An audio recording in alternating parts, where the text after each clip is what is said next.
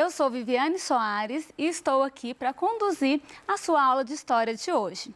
O tema da nossa aula, ele é a respeito de alguns conflitos sociais que nós vamos ter no Brasil no inicinho da nossa República. Então, o nosso objetivo é analisar as ações do Estado republicano em favor da modernização e os seus impactos sobre a população, considerando a reação ao discurso científico. Então, para a gente tratar um pouco dessas questões sociais neste contexto, nós vamos abordar algumas revoltas que o Brasil vivenciou. Então, a gente tem aqui a revolta da vacina, revolta da chibata, revolta de Canudos e a guerra de Contestado. Nesse período específico da história, nesse início de república, outros movimentos também aconteceram.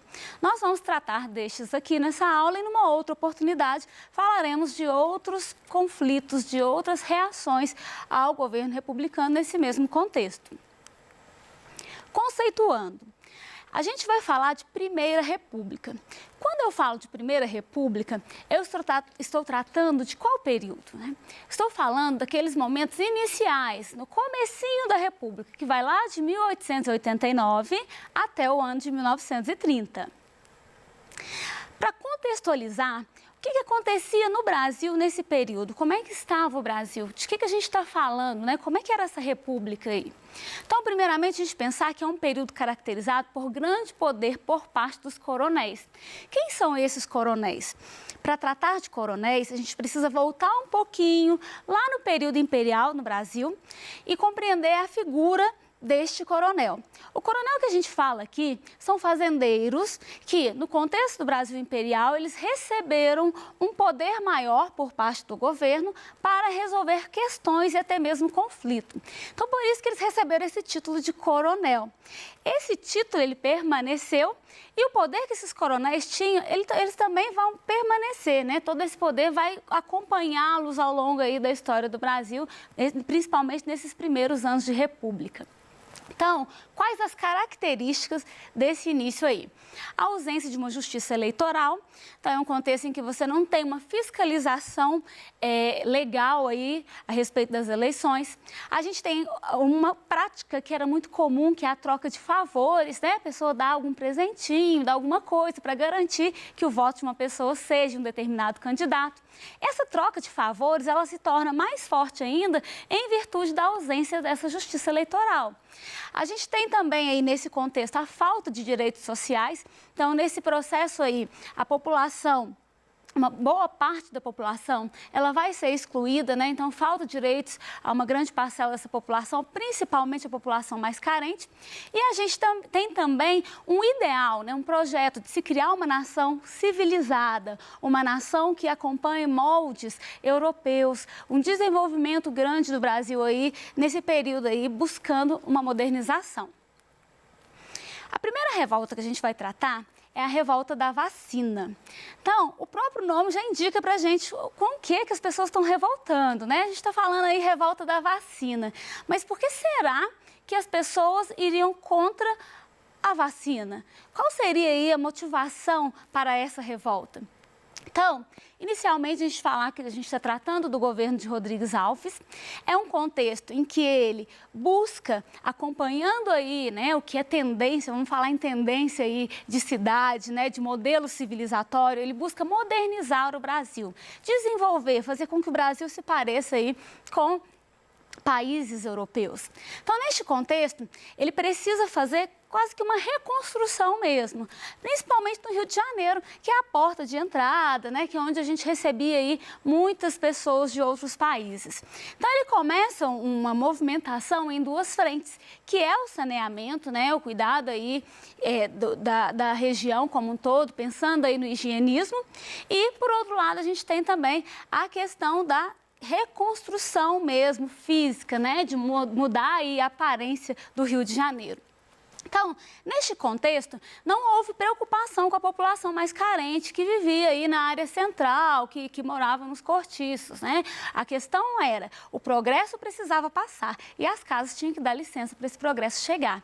Então, muitas pessoas foram retiradas das suas casas, principalmente aquelas pessoas que eram mais marginalizadas na sociedade, né? Ex-escravizados, imigrantes pobres, pessoas que não tinham aí uma condição de moradia e que antes se abrigavam nos cortiços que precisaram ser retirados, né? Para que a gente tivesse aí, então, um embelezamento do Rio de Janeiro. Então, a revolta da vacina, ela vai acontecer principalmente quando, no ano de 1904, a partir desse ano, a gente tem um decreto, né, que torna a vacinação obrigatória. Vacinar, nesse contexto, era muito importante porque o Brasil, ele passava por questões urbanas, né, relacionadas à falta de higiene, à falta de saneamento, e tudo isso fazia com que as epidemias se disseminassem cada vez mais. Então, era importante vacinar, mas para a população era importante também o esclarecimento, saber o porquê dessa vacinação, e isso não ficou muito claro. Então, por esse motivo, a população ela vai se revoltar contra essa prática de vacinação que é arbitrária, né? À medida em que as pessoas se recusavam a tomar a vacina e muitas vezes por ignorância mesmo, o fato de não conhecer a motivação, o que se pretendia com essa vacina, então ela passa a ser cada vez mais compulsória. Então a população ela reage aos moldes que é utilizado aí para a vacinação. Então, esse movimento em que a população, contrariada com a prática de vacina obrigatória, nesse contexto em que a população perde a casa, né, está aí sem direitos sociais, é que surge essa revolta no Rio de Janeiro. Então, durante alguns dias, a população, ela atacou monumentos, derrubou bondes, atacou, inclusive, profissionais da saúde, né? E esse movimento aí, ele gerou uma preocupação muito grande do governo, porque parecia uma guerra civil. Então, foi necessário que o governo, depois de reprimir o movimento, né, tomasse medidas para que ele não tivesse aí um retorno. Então, uma das medidas tomadas foi tornar a vacinação a pessoa escolhia se ela queria vacinar ou não, né? Não seria mais obrigatória, ela seria facultativa. A gente até traz aqui uma charge, né, que vai falar um pouquinho dessa questão, porque ela mostra, de um lado, o governo e profissionais da saúde, né, o senhor Oswaldo Cruz, que é um dos importantes nomes desse processo, forçando a vacinação. De outro lado, aparece lá a pessoa, né, bem decadente, com um semblante muito triste, e é uma informação, né, essa imagem, ela traz uma informação que mostra aí que não havia uma preocupação com relação ao entendimento dessas pessoas. Havia uma preocupação com o higienismo, com a erradicação das epidemias, né? Mas não propriamente dito com aquela pessoa ali que estaria sendo vacinada. Essa charge ela traz para a gente um pouquinho, né, a respeito dessa vacinação. Então, ela traz um cenário aí de conflito mesmo, que denota aí violência, a população reagindo com o que tem à mão, né? Então, assim, mostra uma população que não está aceitando aquelas condições que lhes são impostas. É um momento importante para a gente compreender na história, porque a gente tem uma luta que ela não se encerra na questão da vacina. É uma luta que traz questões sociais que são importantes, direitos dessas populações, né? E dentro deste contexto que a gente falou de início de república, ela vem chamar a atenção das autoridades, né? De que essas pessoas, elas também precisam ser ouvidas, elas precisam ter também participação. Nossa próxima revolta ficou conhecida como a revolta da chibata. Como a revolta da vacina, o próprio nome ele já deixa para a gente alguma ideia do que está motivando essa revolta. Chibata é um nome que já nos remete a castigo físico, né? Algum tipo de coisa que vai causar uma revolta mesmo. Nesse caso específico, a gente está falando da revolta de alguns marujos com relação ao tratamento que eles recebiam na Marinha Brasileira. Diferentemente dessa ideia de marinha que a gente tem hoje, né, que nos dá essa sensação de status, um crescimento profissional, a gente sempre pensa muito isso quando fala de marinha, né, mas nesse contexto não. A profissão de marinheiro era algo relegado àquela população que era mais marginalizada, né, então a gente tinha aí muitas pessoas de condições mais baixas, muitas pessoas que estão aí entre os ex-escravizados, que vão fazer parte da Marinha. Só que era muito comum nesse contexto, quando algum membro da Marinha cometesse algum erro, ele era castigado, e esse castigo era físico. Então, as chibatadas, elas foram utilizadas em grande medida para reprimir, né, impedir algum movimento aí, ou revolta, ou erros, né, por parte desses funcionários, desses membros da Marinha. Acontece que esses castigos, eles geravam um incômodo muito grande. E para essa revolta acontecer, foi quando um dos marujos ele recebeu uma punição de 250 chibatadas sem ter nenhum auxílio médico. Então, naquele contexto, os marinheiros eles se reúnem e começam uma movimentação, chegando inclusive a ameaçar bombardear a cidade do Rio de Janeiro. Então, essa revolta, ela não se encerra na questão dos marinheiros, como também a revolta da vacina não se encerrou somente na vacina. Ela traz para a gente uma série de questões que são importantes, como as questões de desigualdade social e racial. Na imagem que a gente passa aqui anteriormente, a gente vê que grande parte dos marinheiros são negros e o uso desse tipo de castigo, ele marca muito um costume que vem, né, continuando aí na história. Então, essa questão social é muito forte. Não é só a questão do castigo físico, mas é uma questão da posição em que as pessoas ocupam na sociedade e a busca por uma igualdade aí. Nesse movimento, eles exigiram o fim dos castigos físicos e, como liderança, a gente tem João Cândido, que passou a história, né, ficou conhecido como o Almirante Negro. Esses marinheiros, eles escreveram um manifesto para o presidente e nesse manifesto eles mostravam ali a insatisfação e os desejos para as mudanças na Marinha. Ao receber esse manifesto, né, e saber da situação da revolta, o Hermes da Fonseca, ele promete acabar com os castigos físicos e faz um acordo, né? Se essa revolta acabar, eu não vou castigar nenhum dos marinheiros, nós vamos, vida que segue. E aí a revolta, né, ela se encerrou mesmo, só que ao contrário do que ele havia prometido, logo em seguida, ele vai castigar aquelas pessoas que participaram da revolta. Então, a gente tem muitos marinheiros que sofreram castigos físicos, alguns foram mortos, alguns foram mandados para regiões regiões vazias, né, remotas, para trabalhar ali. Então, a gente tem vários castigos. O almirante também, ele sofreu um castigo, chegando a ser internado como louco.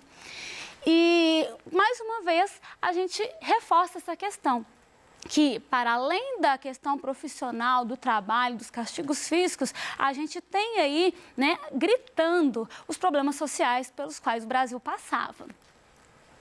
Próximo aqui, nós vamos falar sobre movimentos messiânicos, né? O que seria aí movimento messiânico? Essa palavra, ela remete a uma crença de que poderia existir um Messias, um Salvador, que iria aí conduzir a população e levá-las, inclusive, ao paraíso. A crença na existência de um Messias, ela era como que uma ilusão, né? Que a população construía de que poderia uma pessoa transformar toda a vida de um povo, né? Trazer uma tranquilidade, trazer uma nova forma de vida. Então, em qual contexto o messianismo ele se propaga? É no contexto de miséria, de fome da população, de falta de alternativas, essa população que se sente abandonada aí pela igreja, pelo Estado, e ela busca algo para se agarrar, ela busca algo que lhe diz assim, ó, a vida vai mudar, pode ser melhor. E é nesse contexto que essa população ela vai colocar toda a fé em volta de uma figura que passaria a ser vista aí como um salvador. Então, esse messianismo aí, ele vai estar presente em várias regiões, né? Principalmente aí na região do Nordeste, e um dos exemplos vai ser num povoado chamado Canudos. Esse povoado, ele foi criado, ele desenvolveu, né, uma comunidade aí e tinha a liderança de Antônio Conselheiro. O nome Antônio Conselheiro remete, né, a uma das práticas dele, que era dar conselhos para as pessoas mesmo por onde ele passava. Então, numa região aí, que é as margens do rio Vaza Barris, foi criada aí, né, foi se constituindo uma comunidade que vivia para uma melhor forma aí, né, das pessoas se alimentarem, delas terem acesso aí à vestimenta. Então, tudo que eles produziam era em função daqueles que viviam ali. Então, todos juntos, eles atuavam aí para a subsistência daquele grupo. Esse grupo ele foi crescendo muito, ele chegou a ter mais de 25 mil habitantes. Para a gente pensar na nossa realidade atual, né, a gente consegue imaginar uma cidade, né? Então ele se tornou, bem dizer, uma cidade. Só que ele não acompanhava todas as regras do governo republicano, né? Ele era uma região, um grupo que se encerrava ali mesmo. Eles tinham suas regras de conduta, de vivência, sua divisão de bens, a partilha entre eles. E esse movimento ele acaba gerando aí uma preocupação muito grande por parte das autoridades, em pensar que aquele movimento estaria indo contra a República, né? E que aquele movimento ele geraria uma forma de vida que era atraída, né? Que as pessoas se sentiam atraídas. Então, muitas pessoas queriam ir para lá porque, além da questão da fé, da crença da salvação, elas tinham um modo de vida, elas tinham um sustento. Então, muitas pessoas iam para essa região. Aqui a gente tem até alguma imagem, né, que é uma fotografia a respeito do Arraial de Canudos. Nesse contexto, então, essa população, ela entra em revolta com relação ao governo, né? Perdão, corrigindo, né? O governo é que vai reagir contra essa população, diferente das outras revoltas, por causa dessa preocupação. Então, o governo ele organiza um grupo, né, exército, militares, para destruir o local. E por várias vezes foram feitas campanhas ali, mas os moradores de Canudos resistiram bravamente. Então, mesmo com todas as investidas do governo, várias vezes esses moradores resistiram, sendo necessária aí uma campanha maior, né, o uso de mais pessoas, mais militares envolvidos, para que o Arraial de Canudos fosse de fato destruído. Próximo movimento aqui é a Guerra de Contestado. A Guerra de Contestado tem esse nome porque ela acontece num local que é um local contestado mesmo. É um local de muitas riquezas e ele é disputado entre alguns povos. Então, ele fica na região sul do Brasil, né? E esses povos que viviam ali eram povos que tomavam posse da terra, povos que trabalharam na construção de uma grande ferrovia e que depois eles não tinham para onde ir. Nessa região, ela era disputada também porque ela era muito produtiva, tinha erva mate. Então, essa situação colocava alguns proprietários, né, contra a população que vivia naquele local e uma tendência muito forte em expulsar essa população. Então, nesse contexto aí, a gente também tem a figura de um líder messiânico, que era um monge, e esse monge, ele passa como um defensor dos mais pobres, né? A população, ela fica em torno dele. Esse monge chamado José Maria, ele cria uma região que ficou conhecida como Quadrado Santo, que mais tarde acaba sendo destruída pelo governo republicano também. Então, a gente tem um próximo movimento, que é o cangaço, que vai acontecer na região Nordeste também. É um movimento ligado ao banditismo, né, que também demonstra uma revolta, uma manifestação contrária aí ao governo devido às condições sociais que a população vivia. Então, foi uma forma de protesto diante dessas injustiças. A gente tem aí uma grande insatisfação, principalmente com relação ao poderio de terras. Alguns tinham muita terra e outros não tinham